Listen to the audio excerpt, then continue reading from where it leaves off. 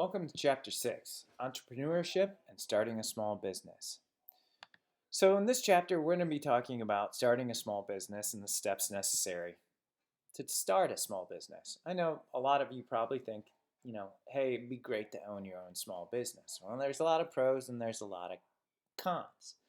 Plus, this chapter will give you an idea of what it's going to take to go ahead and get your small business off the ground. So, why do people take the entrepreneurial challenge and start their own business? Well, opportunity. Opportunity to be your own boss, right? Opportunity to accomplish a dream, right? Obviously, another one is to profit, to make money. That's why anybody goes to work, is to make money.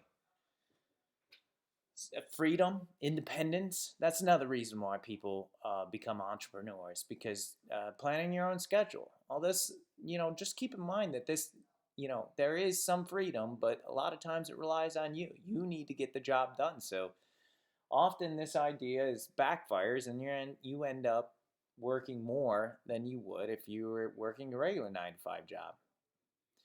Challenge, right? A lot of people like to seek the challenge of starting their own small business and the pride that they feel when meeting that challenge. So what does it take to be an entrepreneur or a small business owner? Self-directed and self-nurturing, right? You have to be tough. You have to be focused. You have to be action-oriented and highly energetic. You can't be lazy. You got to be highly energetic, and you have to tolerate a certain level of uncertainty. A lot of people ask me why I don't own my own business. I like consulting and I like teaching and I like the certainty of a paycheck. I don't like the uncertainty of being a own small business owner. I grew up with my dad owning a landscaping company and a small business and taking out a second mortgage to pay down debt. And that's stuff that I don't want to do. That's not who I am. That wouldn't make me happy. So these are important questions that you need to ask yourself. So, turning your passions and problems into opportunities. An idea is a good opportunity if, one, it fills customers' needs, right? Two, you have the skills and resources to start that business in that field. Three, you can sell the product or service at a reasonable price and still profit. Four, you can get your product or service to customers before the window of opportunity closes. And five, you can keep the business going. So let's think about good opportunities. I live in Farragut, and there's a new food truck park opening up down the street from me, right? It fills customers' needs. They're highly popular, and the closest one to us is downtown Knoxville. So having one here on the west side of town it fills the customer's need, right? The people that are starting it own several food trucks. They have the skills and they have the resources to start it. They know what they're doing. They know their consumers. They know their customers. So they check off number 2 as well. 3, they can sell the product or service at a reasonable price and still profit. Since they own several food trucks, obviously they can negotiate with the food truck people, and being several of them, and they can sell and they can make profit by having their food trucks there. They can get their products or service to customers before the window of opportunity closes. Well, it is a hip and happening thing, food trucks. So it crosses that bridge. Now, keeping the business going, now that will be interesting to see if they can do that. But 4 out of 5 so far ain't bad as far as it's a good opportunity. Let's talk about entrepreneurial teams. Entrepreneurial teams are a group of experienced people from different areas of business who join to form a managerial team with skills to develop, make, and market a new product. An entrepreneurial team, Steve Jobs, Steve Wozniak, and Mike Markula, was the key to Apple's success. And there's a lot of entrepreneurial teams that go into business together that have special skills and gifts in certain areas to work together to create an entrepreneurial business. Entrepreneurships within firms. Such a thing called intrapreneurs. Now, these are creative people who work as entrepreneurs within corporation. It gives people the flexibility to be entrepreneurs, but in a safe, reliable area. One example of this is the company called Massage Envy. Now, this is a corporation, and there are entrepreneurs within that corporation that started a new business within Massage Envy that was a physical therapy business. So it's very interesting that they did this. They're using the company's existing resources and they're launching a new product and service for the company. So, entrepreneurs is a way to be an entrepreneur without all the risks of, financial and management and everything else that comes away with it. Micropreneurs and home-based businesses. Micropreneurs are very popular, especially in this COVID age. Entrepreneurs that are willing to accept the risk of starting and managing a business that remains small, lets them do work that they want to, and offers a balanced home-work lifestyle. About half the U.S. micropreneurs, are home-based business owners, writers, consultants, video producers, architects, bookkeepers, etc. And actually, a good website to find these people is called Fiverr.com, Fiverr.com. And there's where you can hire a lot of these people to help you with your business. And nearly 60% of home based micropreneurs are actually men, which I would have thought would be the other way around. But interesting. Micropreneurs and home based businesses, now computer technology has leveled the playing field so people can get involved. Corporate downsizing has led to many to venture out into this.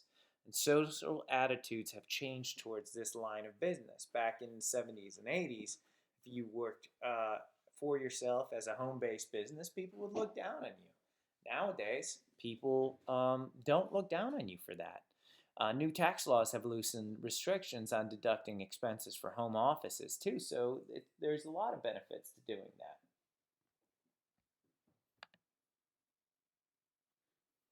Challenges of working at home: getting new customers is often difficult because of the fact that you can't go out and network with people.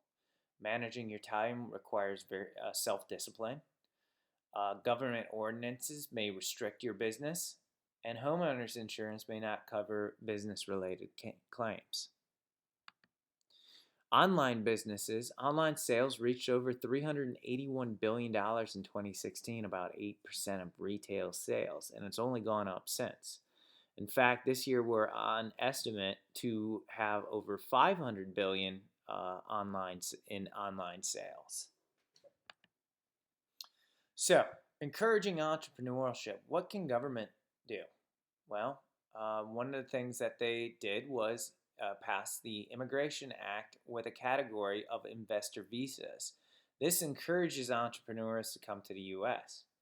Creating enterprise zones. These are specific geographic areas to which governments try to attract private businesses investment by offering lower taxes and other government support.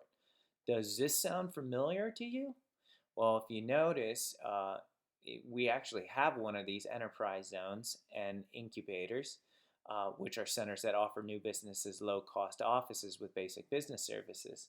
Actually, some of the greatest minds all come to Knoxville, Tennessee for Oak Ridge. And Oak Ridge has an enterprise zone where the DoD helps businesses by offering government support to them in exchange for some of the technology that they develop.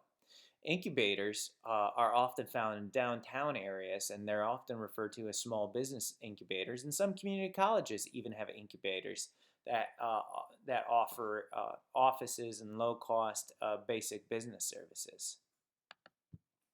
So let's talk about getting started in small business. Small versus big business. Small business is a business that is independently owned and operated and is not dominant in its field of operation and meets certain standards of size set by the SBA in terms of employees or annual receipts. Businesses are small in relation to other businesses in their industry. Some stats that are pretty interesting. There's over 28 million small businesses in the U.S. And again, of all non-farm businesses in the U.S., almost 90%, 97% are considered small. Small businesses account for over 50% of our gross domestic product, and nearly 600,000 businesses are started every year. That's a lot. Small businesses have generated over 65% of our new jobs since 1995, and small businesses employ about half of our private sector employees. And 80% of U.S. workers' first jobs were in small businesses. So when we talk about elections and we talk about government and the importance of their support of small business, you can see why it's so important. The importance of small businesses, more personal customer service, right? The ability to respond quickly to opportunities. Small business success and failure. Business failures are lower than the reports because an owner closing a business to start another is reported as a failure. Changing forms of ownership is also reported as a failure, and retirement is reported a failure. Now, these aren't necessarily failures in most people's eyes, but as far as the way that the government reports failures, this is considered a failure. Some causes of small business failures. I won't go through all these, but some of them, some of the main ones include overpricing or underpricing your goods and services. It's important to have an idea and do a situational analysis and a product analysis of your competitors and what the market can bear to really set your pricing structure. Starting with too little capital is another reason companies fail. Buying too much on credit and not being pay back bills, that's another big one too. Some situations for success.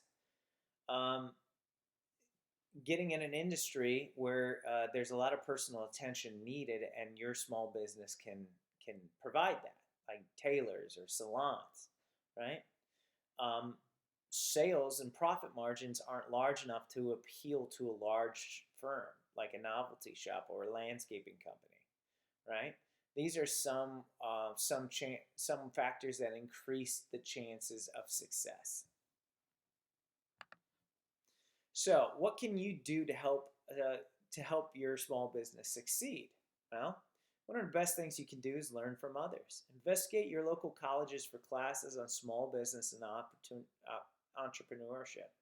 Talk and work for successful local entrepreneurs. In fact, joining networking groups is a great way to help ensure that you're doing the right things for your small business and to learn from people that are in your industry.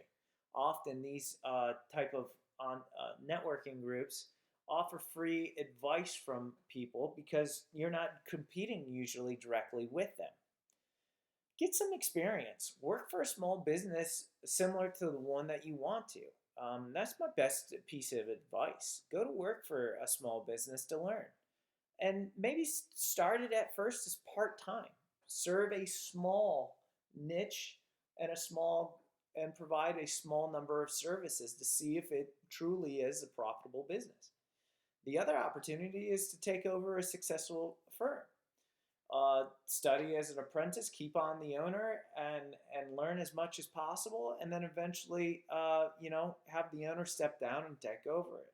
A lot of landscape and fertilizing companies do this, is where they buy out a company and learn from an owner how to run the business, and then slowly, get them out of the picture.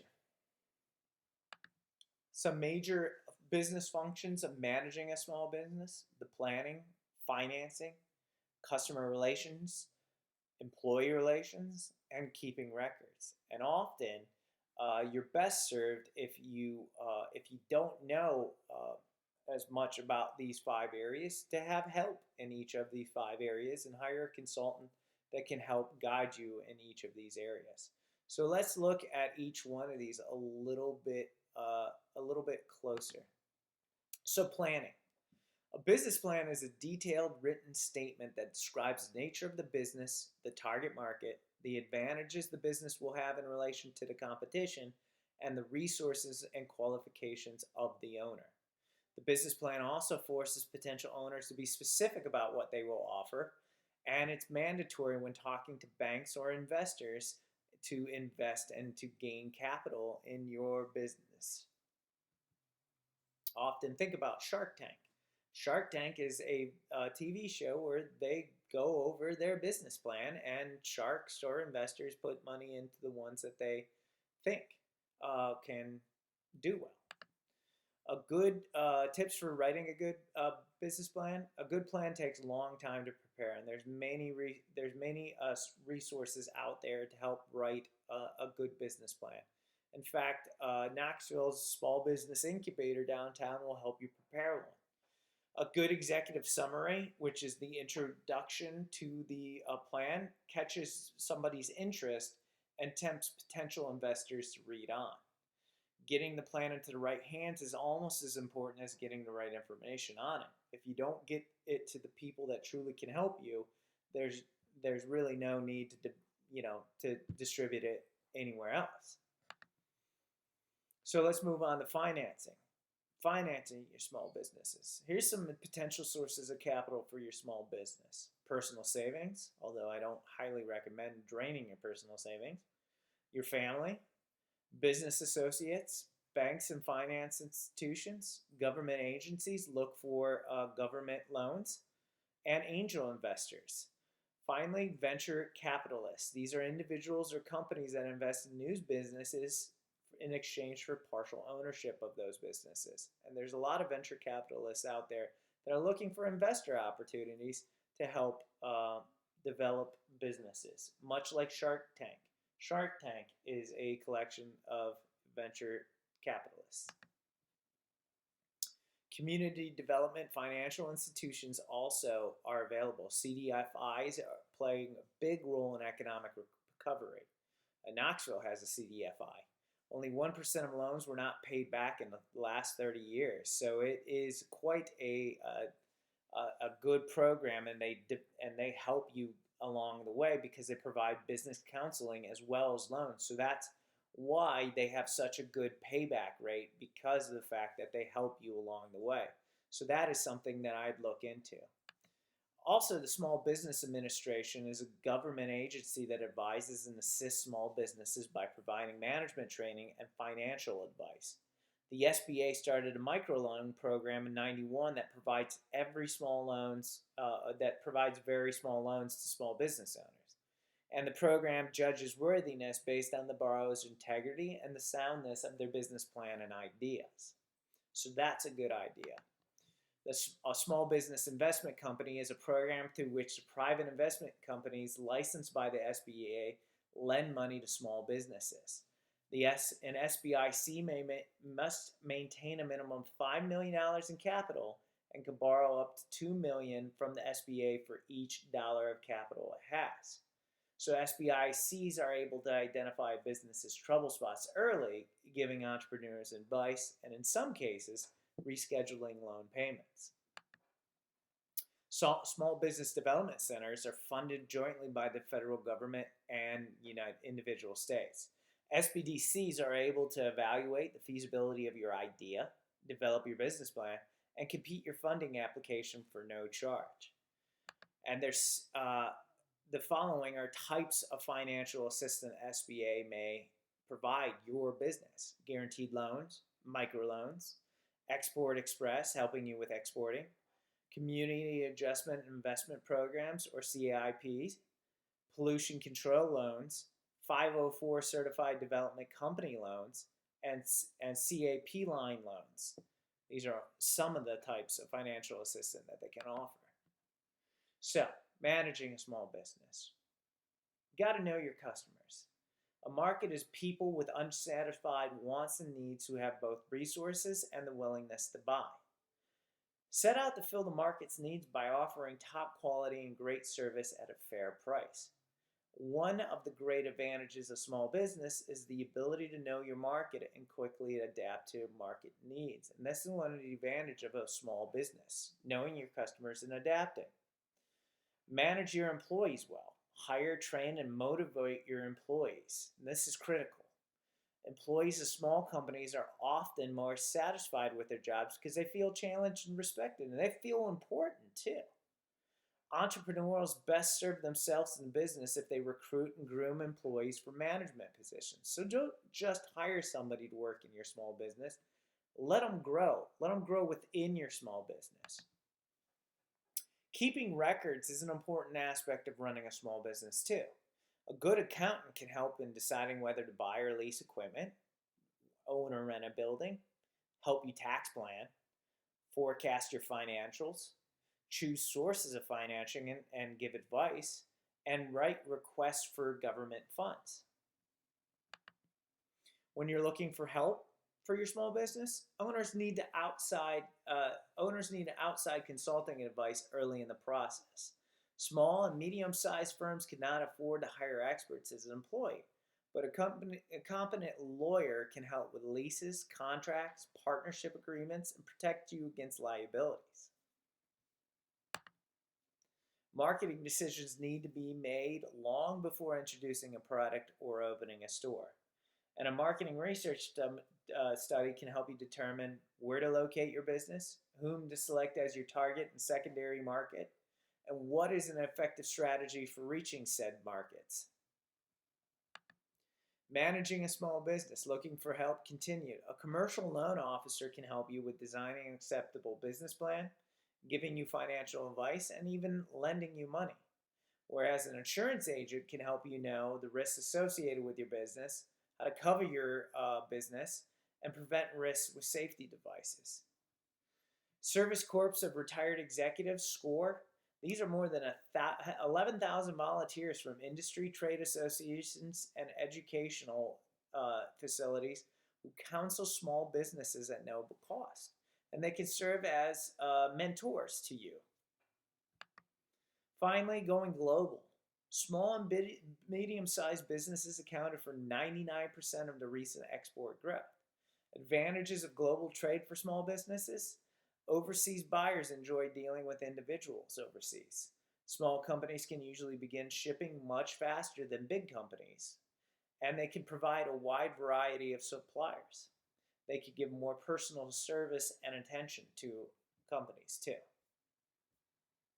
So that's Chapter 6, Entrepreneurship and Starting a Small Business. Make sure that you complete the other assignments and reading that are associated with this lesson. Till later, have a good day.